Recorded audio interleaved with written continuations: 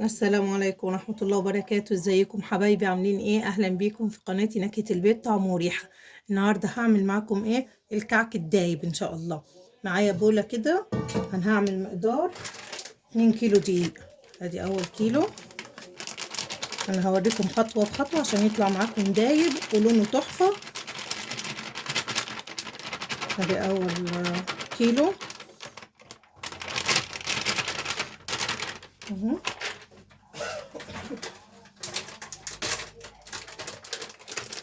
وادي التاني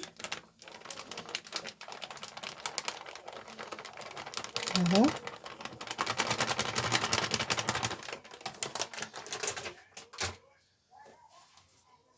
على 2 كيلو دقيق هياخدوا معاكي ايه؟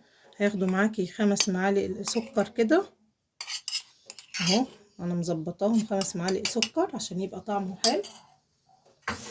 هتحطي طبعا معانا ايه؟ سمسم. اقول لك السمسم اهو. تحطي كام معلقه سمسم كده عشان تبقى ريحه السمسم فيه اهو. معانا بقى الخطوه دي اهم خطوه. عشان يطلع لونه موحد لازم معلقتين اللبن البودره. لو بتحبي اللون يطلع جميل ولونه واحد، معلقتين لبن البودره دول اهم حاجه. معانا طبعا ل2 كيلو دقيق هنحط معلقتين خميره فوريه. ادي خميره فوريه هعملها معاكم اهي. افتحها. بصي، معانا كوبايه اهي. دي هتتحسب من ضمن السوائل بتاعت اللي هنعجن بيها. معانا 2 معلقتين، مش هنكتر عشان احنا مش عايزينه يخمر اصلا اهو. معلقتين هنحط لها معلقه سكر وهنحط لها ميه دافيه.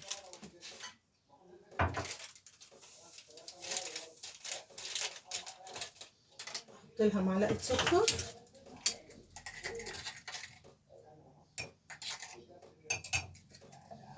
بصوا، حطيت كده اهي الخميره ومعلقه السكر. هنحط ميه دافيه بقى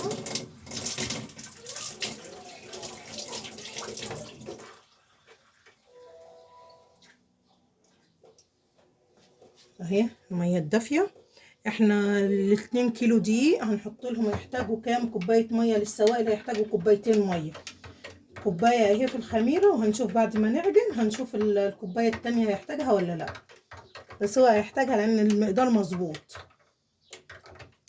هنسيبها بقى كده. قلبتها اهي، قلبت الخميره. هنسيبها لحد ما بقى تخمر على جنب. اديني قلبتها، هسيبها لحد ما تخمر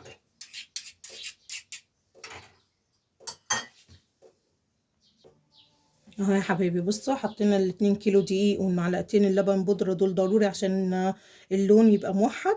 وحطينا 4 معالق سكر حلوين، وحطينا معلقتين كبار سمسم. وعملنا الخميرة طبعا اهي بترتاح. هنعمل بقى مقدار السمن. السمنة عندك ايه؟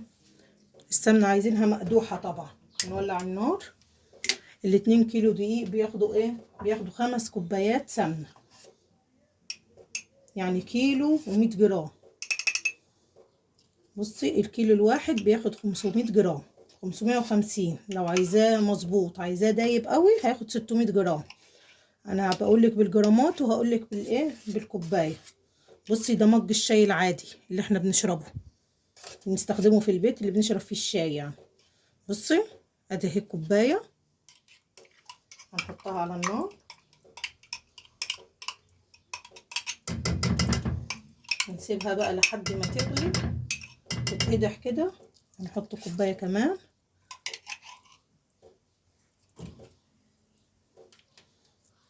اهو. انا بعمل قدامك خطوه بخطوه عشان يطلع معاكي مظبوط ان شاء الله.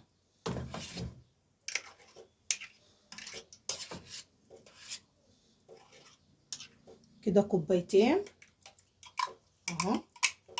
ننزل الكوبايه كلها.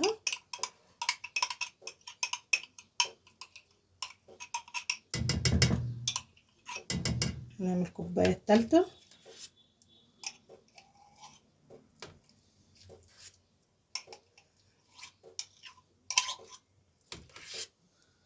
احنا قلنا الكيلو بياخد كوبايتين ونص، يبقى الاتنين كيلو بياخد كام؟ 5 كوبايات. ادي تالت كوباية عشان يطلع معاكي دايب وحلو كده. نحط الكوباية الرابعة.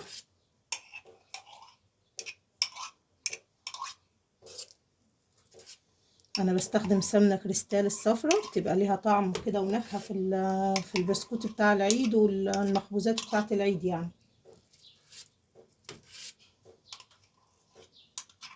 انتي عايزة تحطي سمنة بلدي، عايزة تجيبي ريحة الكحك هاتيها، في ريحة الموز اهو. ده كده ربع كوباية.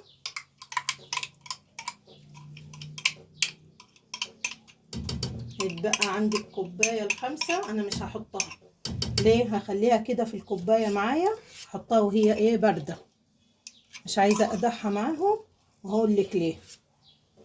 اهي نص كوباية دي هخليها زي ما هي كده، هسيب دول يغلوا على النار. بصي اهي النص كوباية دي هخليها، هقول لك تعملي بيها ايه في الاخر. هشيل علبة السمنة كده، شايفين يا حبايبي اهو، ده مقدار السمنة اللي احنا عايزينه. هتسخن معانا وهوريكي نعمل ايه بعد كده. بصوا يا حبايبي، ادي السمنة اهي مقدوحة على النار عشان تعرفوا ازاي ان هي وصلت للدرجة اللي احنا عايزينها. هتحطي ذرة دقيق كده، لو اختفت يبقى كده خلاص وصلت للدرجة اللي احنا عايزينها. شايفين اهي بتختفي كده خلاص. هنفتح كده، نفتح. لازم تبقي معاكي معلقة خشب سيليكون، ما تنفعش، هي الخشب اللي هتنفع عشان تبسي بيها وتحطي السمنة. هنطفي بقى عليها. بصي بسم الله، بصي الفوران ده هو اللي بيسوي الدقيق، هو اللي بيضيع طعم الدقيق وبيخليها ايه، وبتنزل على السمسم، بتطلع ريحة السمسم معاكي في العجينة. بس كده خلصنا كده من السمنة. بصي بالراحة كده لحد ما ايه الدقيق بتاعنا يتحمص كده في السمنة، على مهلك خالص عشان بيبقى سخن.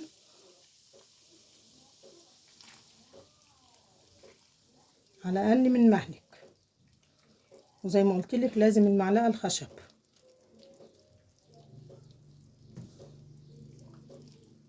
احنا برضو مش بنعجن لانه ده ايه كعك يعني مش مستاهل، احنا بس بنقلب قليب يعني لحد ما يختفي الدقيق. احنا مش عايزين اكتر من كده في المرحلة دي اهو. هتفضلي بقى تبسي فيه، دخلي السمنة في كله. احنا طبعا عندنا لسه نص كوباية سمنة هنحطها، بس هنحطها على البارد، بس الدنيا تهدى معايا بس، عشان ايه، عشان ريحة السمنة تبقى فيها.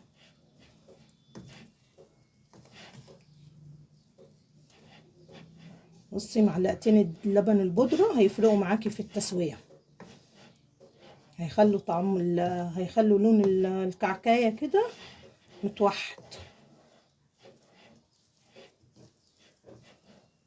بصي تفضلي تقلبي، هو لسه سخن، بصي السمنة لسه سخنة قوي، بس انت تفضلي تقلبي فيه لحد ما كله يدخل جوه بعضه.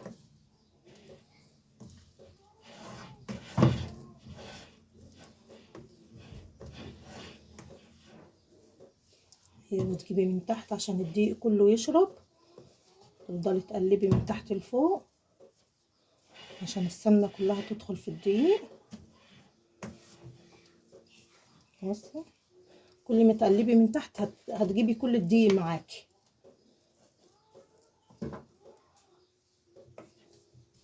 خلي بالك عشان العجينة سخنة.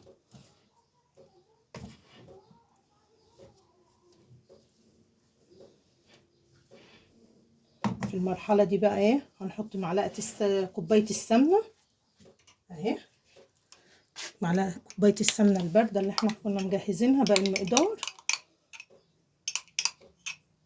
دي هتخلي النكهة تحفة وريحة السمنة موجودة فيها.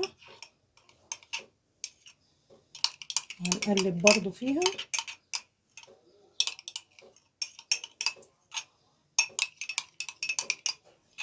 احنا كده لسه ما حطيناش الخميرة اصلا ولا السوائل بتاعتها، احنا لسه بندوب السمنة ونبسها كويس في السمنة.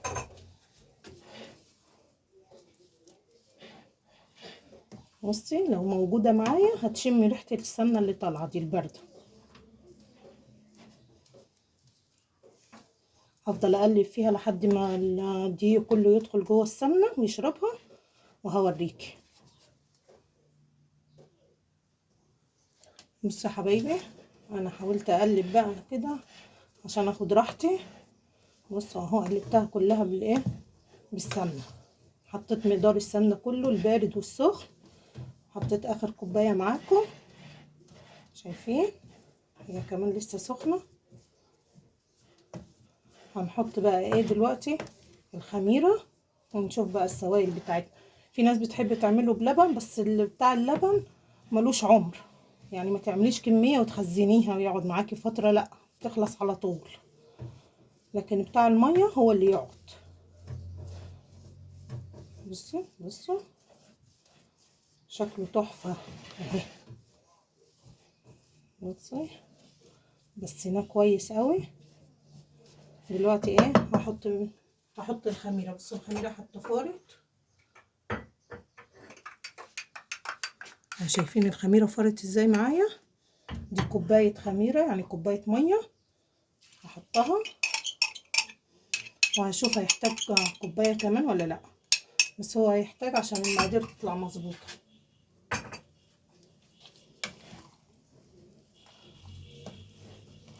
في الخطوة دي انا هستخدم ايدي، هلم برضو العجينة لم، مش هنعجن يعني، وبعد كده هنختبرها.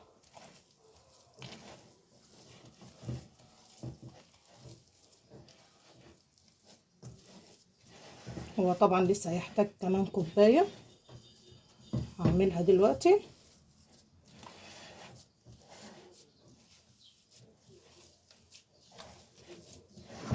بصي هو لسه سخن عشان الخميرة ايه، عشان السمنة معلش كانت سخنة قوي مقدوحة.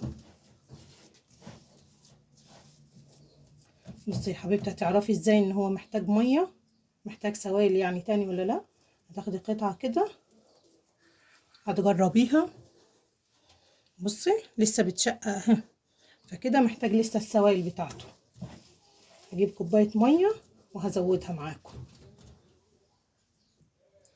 بصوا يا حبايبي، انا جبت كوباية مية كمان اهي، بس مش هزودها كلها، هحط بالايه بالشوية كده عشان نختبر ونشوف مع بعض. كده حطيت ربعها نصها، هنقلب ونشوف مع بعض.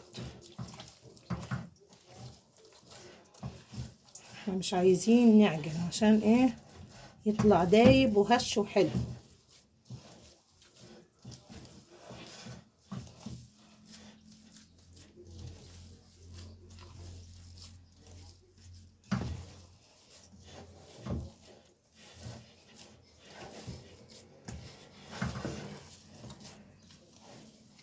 هندوب بس المية كده، العجينة تشرب ميتها، وبعد كده هنختبرها سوا ونشوف.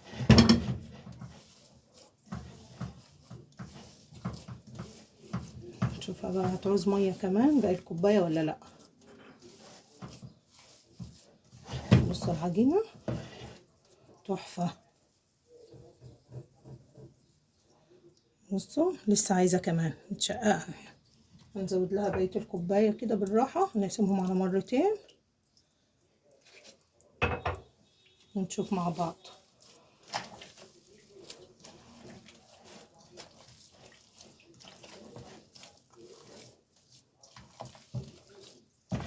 هو فيه سمنته، وحطينا له كام معلقة سكر دول عشان يديله طعم، عشان اللي ما بيحبش يرش عليه سكر بودرة وياكله سادة كده احلى. براحته يعني، يبقى هو مظبوط في الطعم، ما يبقاش محتاج اضافات. في ناس بتعمله بالعدمية وناس بتعمله بالملبن، انا النهارده هعمله ساده يعني، مش هحشيه حاجه، هخلي كل الكعكايه ساده.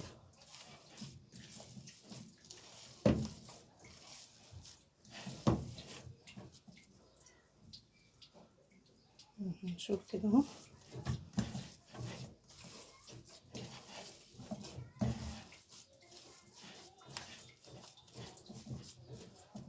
نجرب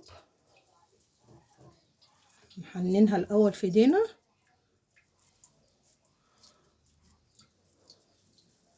اهو. بصوا يا حبايبي كده احنا ظبطناها، هوريكم كمان اهو، حنناها في ايدينا بصوا تحفه. نحط لها برضو، بصوا قاعدين ايه، هحطهم عشان ما يشققش خالص، وهعجنها كده. اخد الكوبايتين كاملين معايا، الكوبايه اللي كنت عامله فيها الخميره والكوبايه التانية اللي هي الميه، عشان يبقى مقدارك مظبوط وتشتغلي بيه. يبقى الكيلو الدقيق محتاج له ايه، كوبايه واحده من السوائل، يا لبن يا ميه يا لبن على ميه. بس خلي بالك بتاع اللبن ده ما بيقعدش فتره طويله.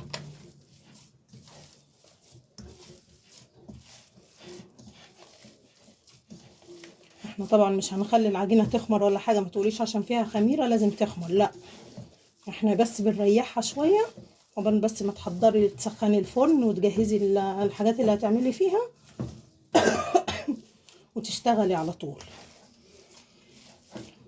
وبرضو ايه، حاولي ان انتي ما تعمليش ما تشكليش على طول، يعني تكوريها وتحطيها في الصاجون وبعد كده تنقشيها. احلى حاجه النقش عشان الكعك ابو سمنه.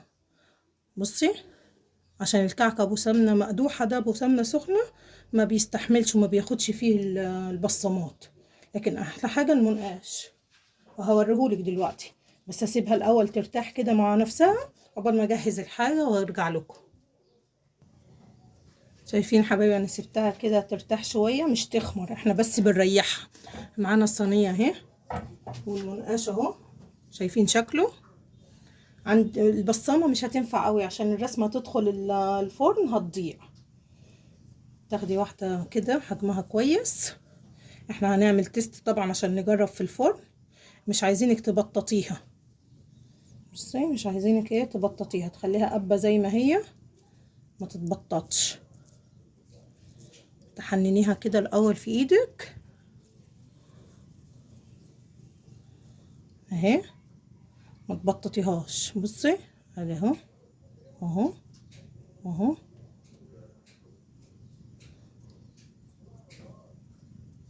بصي زي ما هي كده. هعمل 2 ونجربهم في الفرن، تعملي حجمهم حلو كده كويس، لا هم كبار قوي ولا صغيرين، واهم حاجه ما تدوسيش عليها تفطسيها، خليها قبه كده وعليها. بصي اهي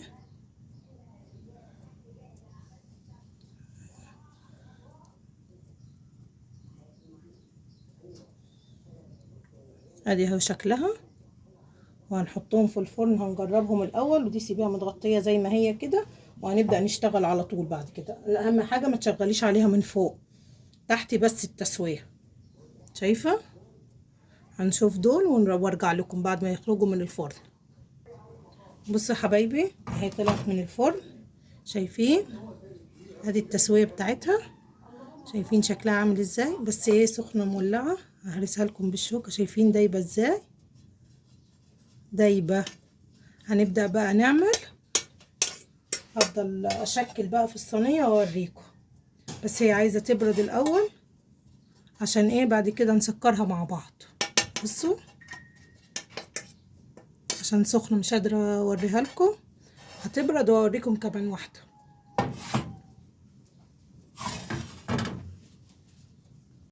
بصوا يا حبايبي ادي الكميه بتاعتنا، شايفين شكلها عامل ازاي؟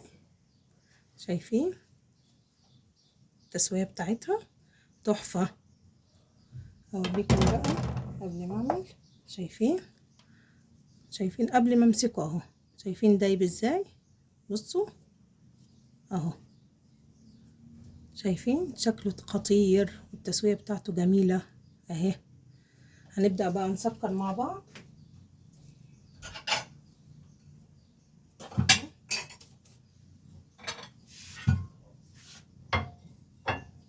معاكي طبعا السكر البودرة ومصفى كده اهي، مصفى سكر بودرة، تسكريه وتشيليه بقى في العلب بتاعتك. اهم حاجة تبقى محكمة الغلق، تبقى مقفولة كويس يعني. بصوا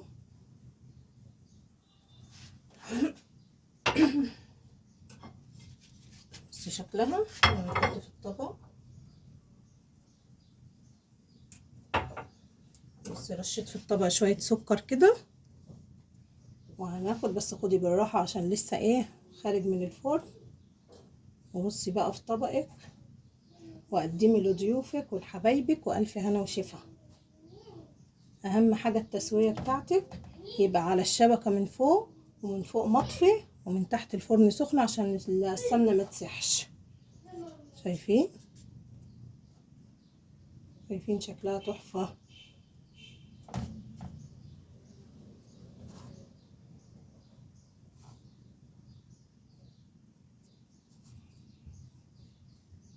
بصوا الشكل. بألف هنا وشفا على قلبكم. ما تنسوش بقى تعملوا لي اللايك والاشتراك عشان قناتي تكبر بيكم. وما تنسوش بقى تعملوا بنفس المقادير والمواصفات والطريقة والتفاصيل. بصي هيبقى ايه تحفة ودايب.